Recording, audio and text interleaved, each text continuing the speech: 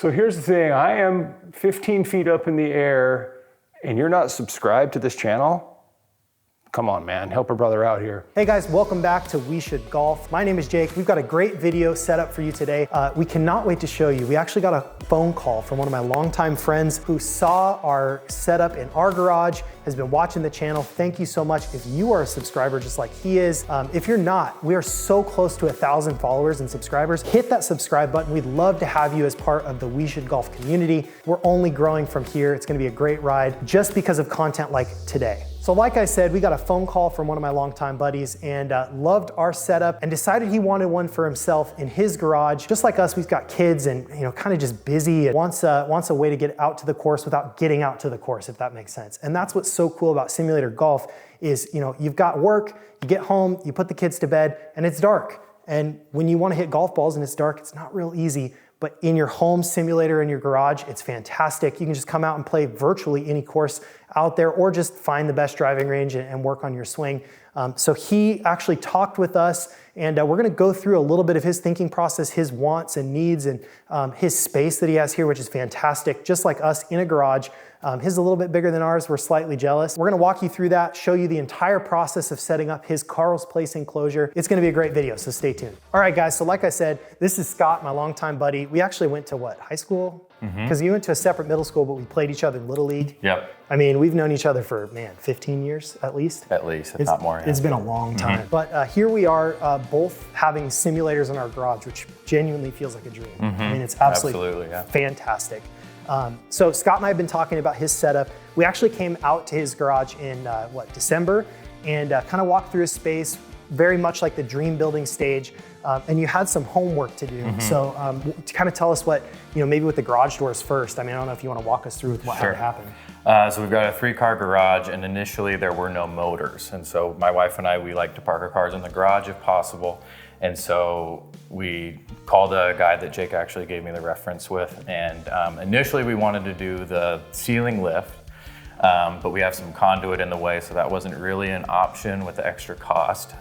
So we ended up getting, we'll probably show you later, but the motor is mounted to the side. So the overhead space is a lot more usable for a simulator. Well, and if you didn't get it done, we kind of just figured out this wouldn't be feasible. No, it wouldn't. They would be right in the swing path. So that's the thing with sim planning, guys. It's a lot more than just going on Carl's Place and like, hey, let's buy a simulator and set it up. You actually need to think through this stuff. So the way that this was, these bars came out a little bit more, didn't they? I think they were the same spot, but it was the motors that would be the problem. Yeah. So Alan, I don't know if you can get this, but when you're swinging, you're coming up here. That would have been center field. Oh yeah. Smacked that lift, and now it's completely out of the way, so you're not even close.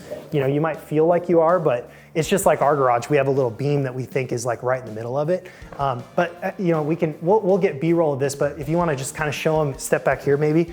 The guy actually, Brad, is a great garage door contractor. Kind of one of the random perks of my old job was, knowing all these contractors, but he actually offset it, which is super cool because they make garage door openers that can go over here, but this conduit was in the way. Those are also very expensive, very much, kind of financially not really viable. I think unless you're rich. It wouldn't have made any sense. No, it wouldn't have. So this is a great solution actually. And if this is something that's holding you back, don't be afraid in looking into kind of tweaking your setup, because this part actually is not as expensive as you'd think to get somebody to move all that around. It was the brackets that he used to side mount it were $50 extra. Yeah, so you get maybe upgrade your garage door opener at the same time.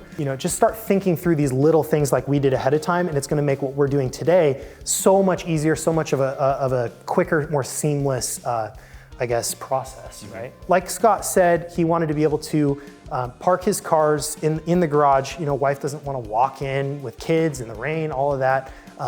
So there is a certain element of wanted this to be modular, which is why the Carl's Place hitting that here was so awesome, because you want to pull the car in, right? You can very easily just lift this up and set it on those horse mats right there, and allows you to pull the car in. Super high quality mat. I'm really impressed. I haven't actually seen the Carl's one in person yet. And we'll go through the tech that Scott ended up picking out a little later. Just a teaser, he picked a fantastic computer, and it was a lot cheaper than we thought it was gonna be. Full 4060 NVIDIA graphics card, so if he wanted to in the future upgrade to 4K, he'd have no problem doing that. I think 4K is cool, and we like the benefits of it, but I think you actually probably, in my opinion, need to go with a bigger screen if you were going 4K. And you went with what, 10 by 8, 10 by 9? 8 by 10, yeah. 8 by 10, yeah. So I think on that small, or not small because it's still big. I mean, you get the small screens, they're like 8 by 8, or even I've seen smaller than that too. 7 by 7 I've seen too. Yeah, I mean, on a medium-sized screen like that, I think 1080p is going to be perfect. And guess what? The ball's going to go the same way as if you would have been in 4K or not.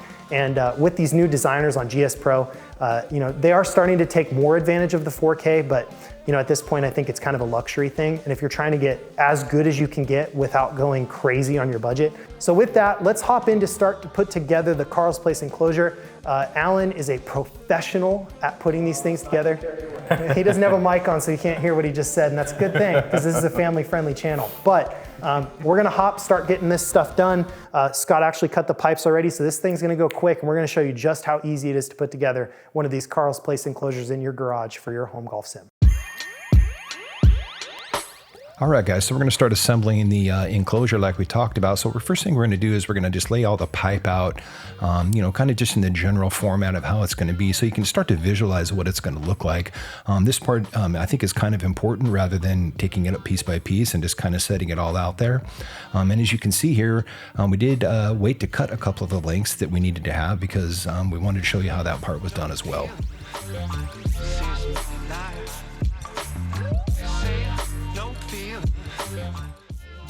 So I'll measure from that end in another 57.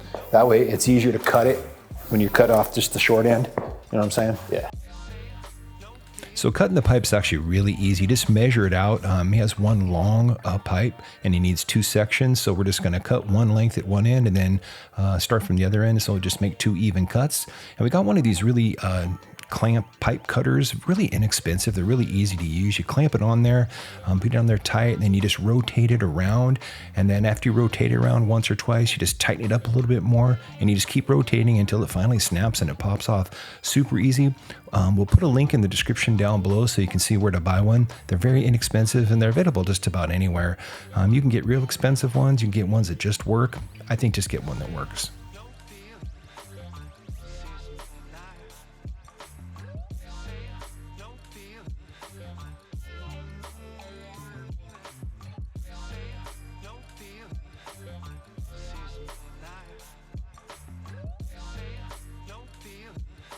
All right, guys, so we got everything laid out here. So it's really a good idea to kind of set it out like this so you have a good overall visual with what we are about to set up. And also make sure, and I know that Scott did this before we got here, all the little bolts that come with it are all in like a bag that come separate. So he went ahead and added them all in here before we got here. I know that's the way ours came.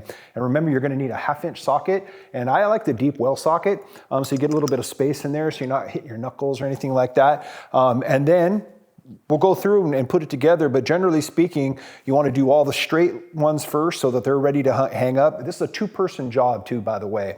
So like when Jake and I did it, it was a little challenging just because, so we just had to set the camera up and had to do it 2 of us.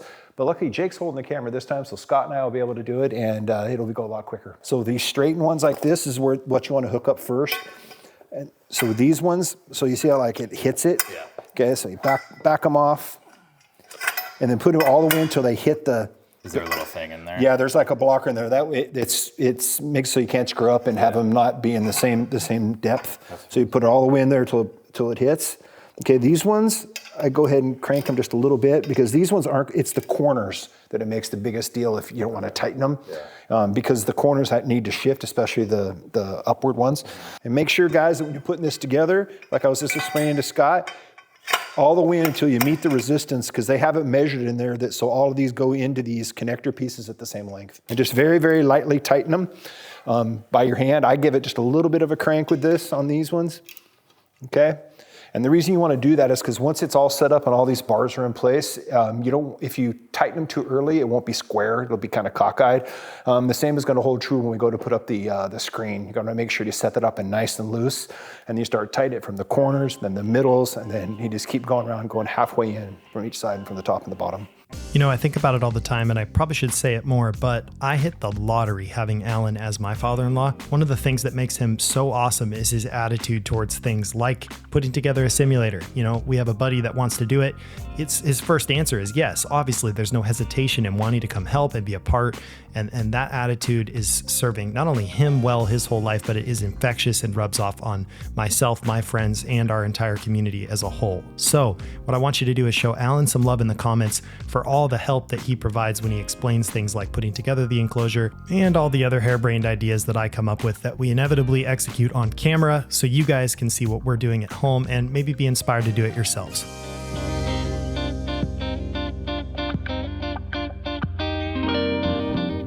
Now, with all that being said, one of the most important aspects and factors in success when you're building your simulator is going to be finding your version of Alan. Now, that could be a friend, it could be your spouse, it could be anybody really, but doing this, you're going to need 2 sets of hands.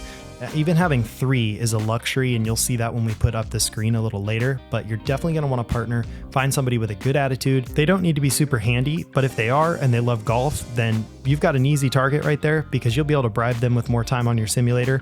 And ultimately, it is kind of fun putting something like this together.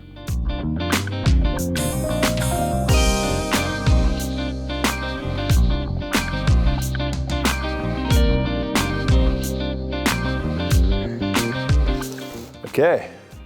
All right, so now we're getting to the point we're gonna have to get up on the ladder and do some acrobatics. It's gonna be lots of fun. So what we'll do on this one, Scott, go ahead and grab that other medium length bar. Take that, put that one right there.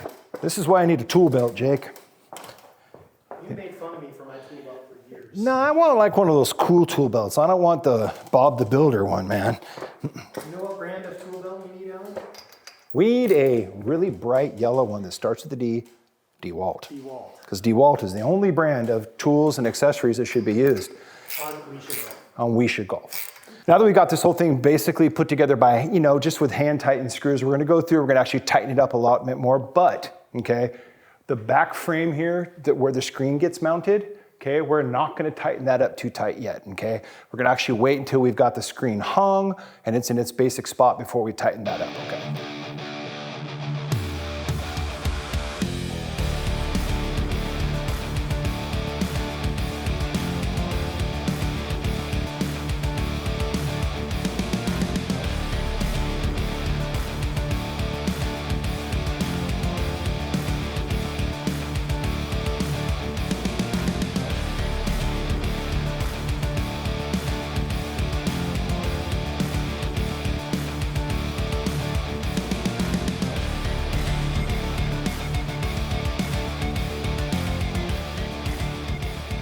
All right, guys, so we got the frame all set up, so we're gonna go ahead and start putting on the actual enclosure, the canopy portion of the enclosure. And when you're putting this on, if you do it right the first time, it's gonna make your life a whole heck of a lot easier. So these grommet sides right here, this is where the grommets and the pulleys and the zip ties and all those good things are gonna go through this on the back to hold the screen taut. Okay, guys, a few quick things when you're putting the canopy on the sPlace enclosure. One of the first things is when you're putting this on, make sure that you do the corners up on the top. Be really careful when you do those, because you don't want to have to come back and have to redo the whole thing if the corners aren't lined up correctly.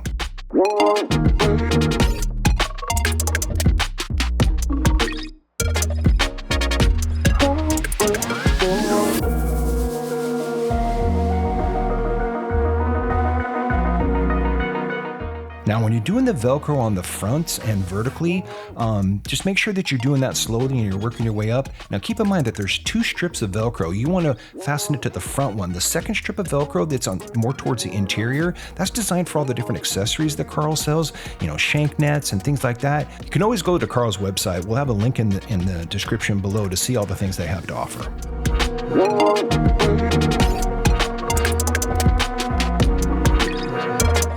And finally, on the top, when you go to do the Velcro strip along the very top front of the frame, make sure that you start in the middle and work your way out. If you start at one end and go to the other, you'll end up at one end short. All right, so now that we got the basic outer enclosure put on, we're gonna go ahead and use these really awesome bungee cords that they send to you. They give you lots of extra ones, by the way, on purpose. So in the event that, apparently they wear out, which I find hard to believe, but you know what? They know what they're doing, so they give you some extras, and I'm sure I'll figure out a way to break one or two. Anyway, so we're just gonna go along the edge here, and there's no particular order here, but you wanna do is you wanna sink it through the hole, okay? And bring the ball around and bring the ball around the back and make it so the ball faces out that way.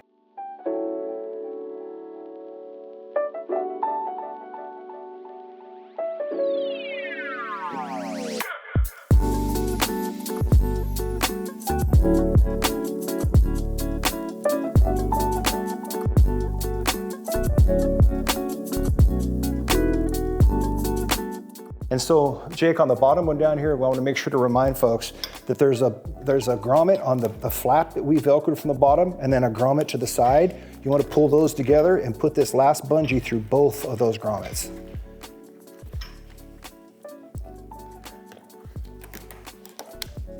It's like that. And you can see how there's like a little bit of a fold there. So this is the kind of time where you can go through and just kind of flatten that stuff out so it looks a little bit prettier. Just like that. Like a glove. Like a glove, baby. All right, guys, so we cleaned up the sides as much as we can. That's actually a work in progress. As time goes by, these will actually loosen up so you can go through and kind of clean it up a little bit. But now we get to the fun part. We get to go ahead and hang the screen, which is the best part. I'll tell you, just a real quick pointer though, when you're doing the screen, it's super important that you don't accidentally drag it on the ground, snag it on anything. The material is very durable. Obviously, you're hitting golf balls at 100 miles an hour into it, except the thing about it is it's white. And if you get grease on it or anything like that, you're really gonna be pissed off. So don't do that. So we're gonna go over and pick it up and try to carry it over here as careful as possible.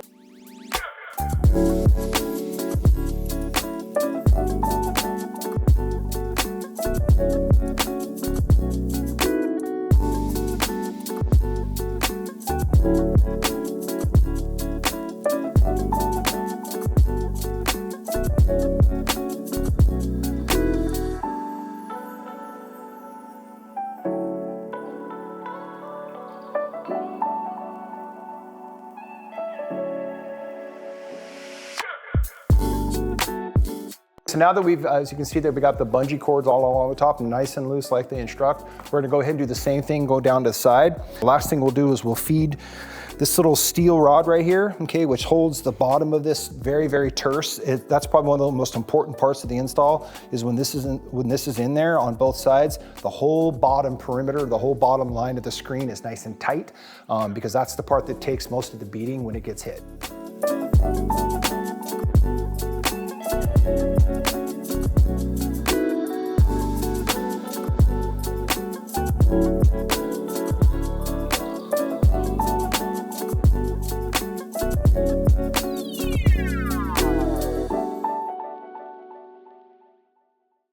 All right, guys, so as you can see, we got the screen up. You can't tell right now, but it actually looks great. I gotta say, Carlos, shout out to you for significantly improving the install method. The one that we bought, which is only 7 or 8 months ago, this piece, the piece that the corners where these foam pads go behind so that the balls don't shank and kill you, they were attached to this portion of the enclosure, and the screen was a standalone by itself. So getting it squared was a lot more challenging. Doing it this way, way better, way easier. And I think that they have learned, and I think they're evolving. I feel like they're constantly improving their designs and improving their product. This one improvement, Carlos, thank you so very much, okay? Coming over here tonight to do this install, this is the part, hanging the screen was the part that normally takes forever. Took Scott and I maybe 20, 30 minutes max to do the entire screen, and it actually is gonna look fantastic. Now, one of the other things that they did is these foam pads that go in the corners, okay? These are gonna go mount right back up inside here, okay? The ones that we got came and they were in a box and they were already very large and you know, so we were able to install them right away. These ones came vacuum sealed, so they came in a roll. When I was first looking at them, I thought, uh-oh, maybe this isn't the right stuff. But it's actually vacuum sealed, and it's kind of like a memory foam bed when you buy one. You got to take it out of the box and let it expand. So that's what we're going to do. We're going to lay these out overnight, let them expand, because we're going to come back tomorrow anyway. And so then we'll be able to put these in. It's only going to take a few more minutes. So we'll pick up tomorrow when we come back, and we'll show you how to install these. One day later. All right, guys, it's the next day and we are back just like we said we would. So what we're gonna do is we're gonna finish up the enclosure. So what we're gonna do is we're gonna put in the corner foam pieces. And once again, Carl's Place did a great job. We talked about last night letting these sit overnight so that they would expand, which they did. And I'm glad that we did that just so that they're gonna fit in there nice and snug. What we're gonna do is we're gonna go start at the top and work our way down. We're gonna have to cut these and trim them back because they send it in 4 long lengths because I'm sure these are designed to be sent for every style of enclosure, every size of enclosure. And so you just trim them, to the size that you need. Looks like it should be pretty easy. Just cut right through with some scissors. So we'll go ahead and we'll start getting these mounted in, and this should really only take a few minutes. And once we're done with that, we're just gonna jump right in and start mounting the projector.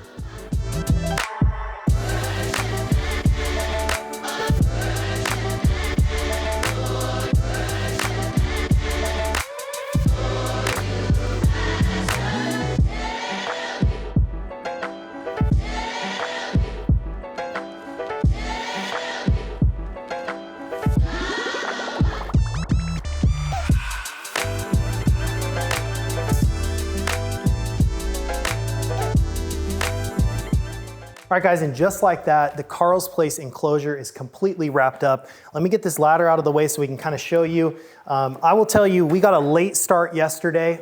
We started probably about, 6 and wrapped up about 7:30 or so. And we came back this morning and really knocked this out here in about literally 15 minutes. So less than 2 hours, I would say, to put this thing up from, everything completely disassembled to having a finished product. Fantastic engineering. Again, Carl's Place. There certainly are cheaper ways that you can do this and achieve, probably not as high quality, but achieve a perfectly good enclosure. But for my money, for my ease of use, for my everything, personally, I think Carl's Place is the way to go. So that being said, link in the description below for everything Carl's Place. Check out what they have. They've got a custom simulator build tool where you can take the specs from the space that you have in your garage, whether it be 8 foot wide by 8 foot tall, all the way up to what we have, which is 13 foot by 9 foot, and everything between, even bigger than what we have. They actually have a new curved enclosure, which is super sick. That you have to have a specific projector to make that work, but it's a really cool system. Click that link in the description below and check out Carl's Place. All right, so we're gonna move this mat out real quick, and then we're gonna have the sim owner, Scott, here actually hit his first shot into this thing and get kind of his first impression. No pressure, it's your first shot on camera. Also haven't warmed up, so. No warm up. We're gonna test the width and size of this thing and see if he can hit one. There we go. And see, we'll manage that bounce back, and that's the cool thing about these enclosures, right, is you'll have this set up, it's gonna stretch.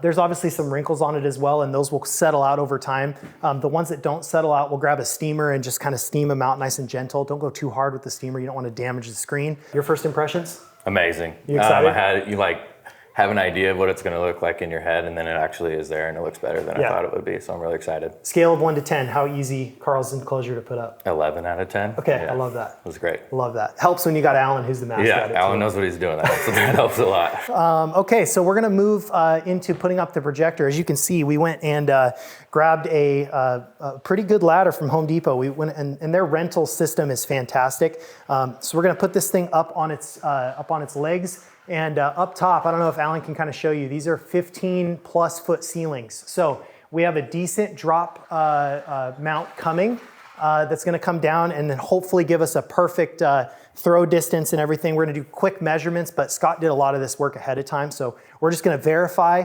trust but verify, as one of my favorite presidents would say, and then get to work putting it up, and then we're gonna be done. So let's hop on that projector and we'll take you along for the ride. So what we're going through right now is kind of figuring out what the final destination or location for the enclosure is gonna be. The cool thing about these enclosures, super easy to move them a little bit. They don't weigh a whole ton, although they do have enough weight to stay stationary. They're not gonna move on you. It's sturdy but not heavy. Sturdy but not heavy, so you can kind of slide it just even solo and move it up and back if you need to. So we've kind of landed on this being the location here. So in order to calculate the throw distance for his projector, we need to figure out where his estimated hitting is going to be, and then we'll go on Projector Central and reconfirm for his projector specifically what that throw distance is going to be. We'll then measure back from the screen and put a mark on the floor, and then we'll do our best to go up straight to the ceiling and try and mount that just as close as we can up to the ceiling. Now,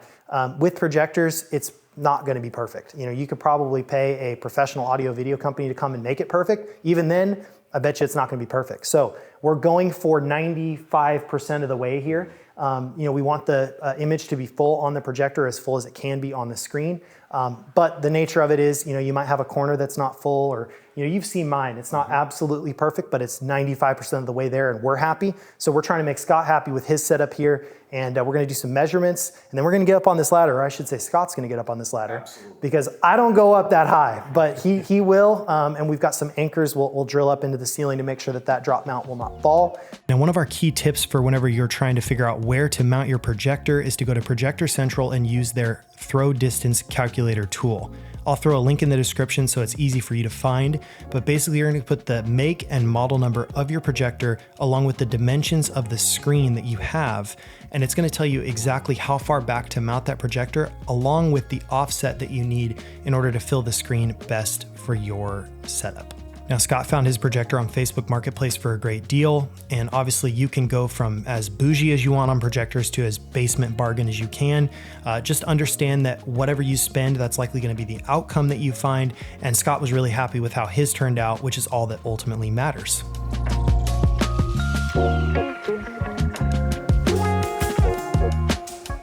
So here's the thing, I am 15 feet up in the air and you're not subscribed to this channel? Come on, man, help a brother out here. And the reason I'm up here is because I've led a long, luxurious life, and so if I fall off and die, these guys are young, they got lives to live, they got kids. My life's over anyway. So this is about as good enough construction as we're gonna get. So right there, in my opinion. Okay, hand me our make-believe plumb line again. Okay, now steady it right over where we want it to be. Now I think that's as good as it's gonna get, actually, right there. So if you stand if you were to stand right here. Look straight up. Look straight up. That's where that big X is. I think it's as good as it's gonna I think that's about, that looks right to me. Yep. What do you think, Jake?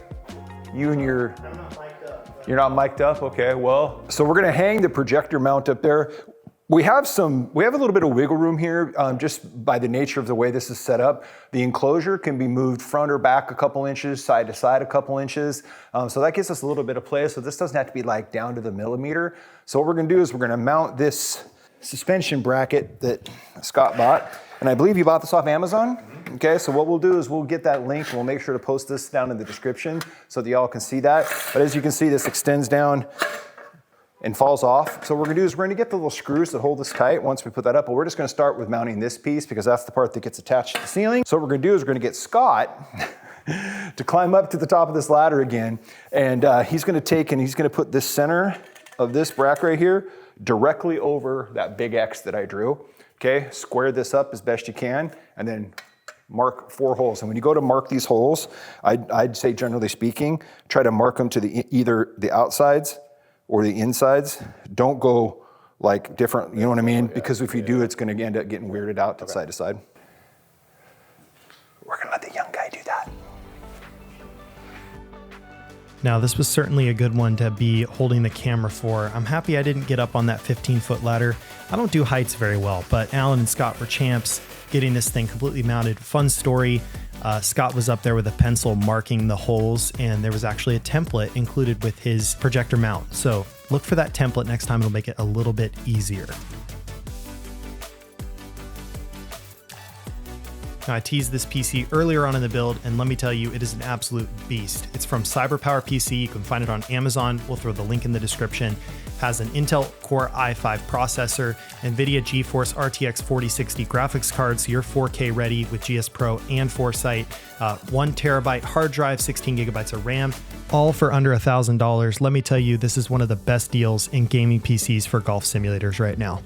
Now for launch monitor, Scott actually scored a fantastic deal on Facebook Marketplace for his GC3 from Foresight. We've made a ton of videos on our Bushnell Launch Pro, which is virtually the same unit, just a couple different differences with subscription costs. So reminder, don't forget to check your local marketplaces like Facebook and Craigslist, as there are deals to be found everywhere. All right, guys, so we got the bracket for the most part installed. We might need to adjust the height a little bit, but that ladder came in clutch. Thanks a lot, Home Depot. We certainly appreciate that. You know, sponsorships are always welcome. So what we're gonna do is we're gonna walk up there. We're gonna have the projector here, okay? And I'm gonna actually hand it to Scott before I start climbing up the ladder, because that would be tragic. So we're gonna go ahead and hand this up to Scott so he's got it in hand. And it's got little swivel brackets on either side of the mount. This mount is designed to fit all different sorts of media, laser projectors, this kind of projector. So you just have to kind of figure out what's gonna be the best configuration for you, okay? So take this right here. Okay, so hold these off to one side.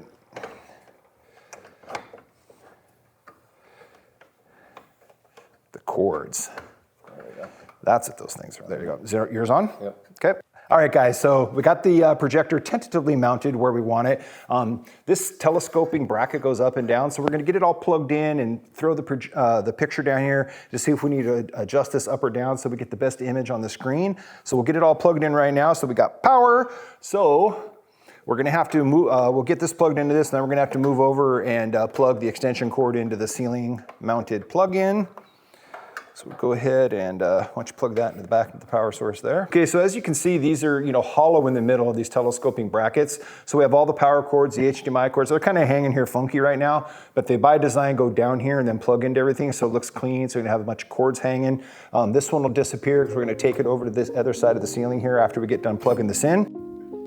All right, guys, we've all got lives going on and we're all super busy. Jake and Scott both have kids, which means I have grandkids.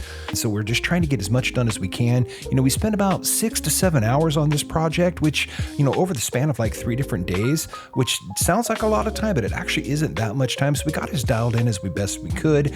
Like Jake said in the beginning of the video, we wanted to get to be about 95%. I think we did pretty well. I mean, there's a lot of fine tuning, especially when it comes to the tech part, getting the projector settings just right, get the computer display settings just right. So that's some of the stuff that Scott's going to work on after we're gone. But I really feel like we got it where he needed it to be to make him happy, which he is, and that's all that matters. We couldn't be any more proud about Scott's simulator setup. It's a perfect example of what is attainable for you and anybody else who wants to get into the simulator scene. Look, if you need any help, have any questions, hit us up on Instagram or just comment below and we'd be glad to help. All right, guys, so we finally got the projector mounted. I gotta tell you, I'm really impressed with this drop mount. This is the biggest drop that we've attempted yet helping people install simulators, and this thing's pretty rock solid. So I'll tell you what, I'm actually leaving for Bandon Dunes tomorrow. Sunday's forecast, absolutely horrible. So we're gonna show some footage probably in this video of what I'm playing in tomorrow.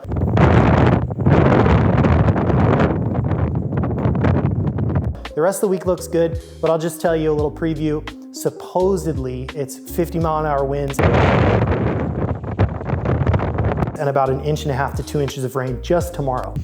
Hey, Ken, I don't think the heavy is supposed to come down for a little longer, right? So, pray for me. I might need instead of a golf cart, because they actually don't have carts at Bandon, I might need a golf raft. But for that sake, because I gotta go home, get packed, we're gonna wrap this up for today. We're gonna come back as soon as I get back from Bandon, kind of make some final touches here. All right, guys, I'm back from Bandon, had a great trip. If you don't get to play in the rain while you're there, is it really a Bandon trip? I don't think so. Now that we're back, we're gonna show you just how easy it is for Scott to pull in and out his car, reset up his simulator to be able to hit. We accomplished that goal of his, he's super pumped.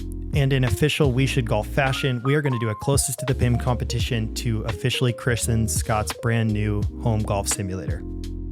Okay, so what we've done, gone to Foresight range here, Foresight 2020, FSX 2020. FSX 2020. We've just dropped the green at 140, so we're gonna see who can get closest 3 shots. Scott, this being his sim, is gonna lead us off here and show the YouTube world his golf swing for the first time. Here we go. No pressure. Oh, baby. Dang. That might be trouble to start. I will take that. That might be trouble to start. You'd be so happy. So 140 total, but distance to the pin 17 feet 10 inches. Okay.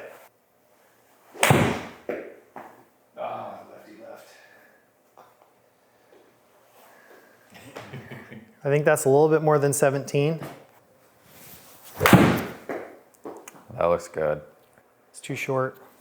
I'm one club too short right now. I needed my 8.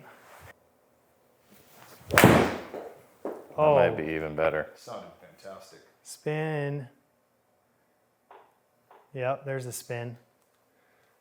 No, 19. Military golf.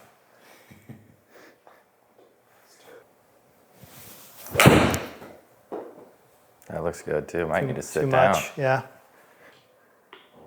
His your 8 iron's like a 7 iron. Dang, Scott might take it home in his own sim, as it should be. Yeah, I was gonna say, yeah, it seems appropriate. As it With should the be. first swing too? First what are the odds swing. of that? First spin Johnson. Shout out Vegas Matt. Oh, maybe. No, that's pretty good. It's pretty darn good, brother. That's going to be inside 10 feet. Deep. 17. Do this for the channel. Come on, man.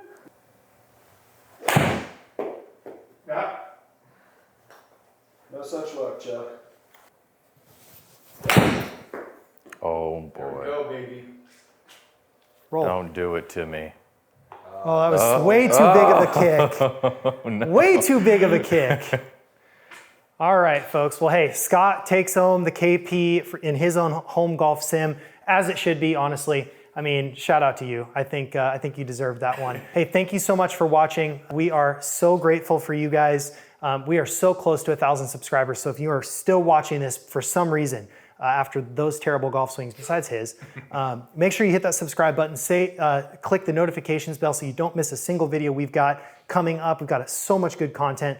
And as always, whether you're in your brand new home golf sim or you're going outdoors to enjoy the newfound spring weather that we have here in Portland and hopefully where you are, make sure that you're always keeping them straight.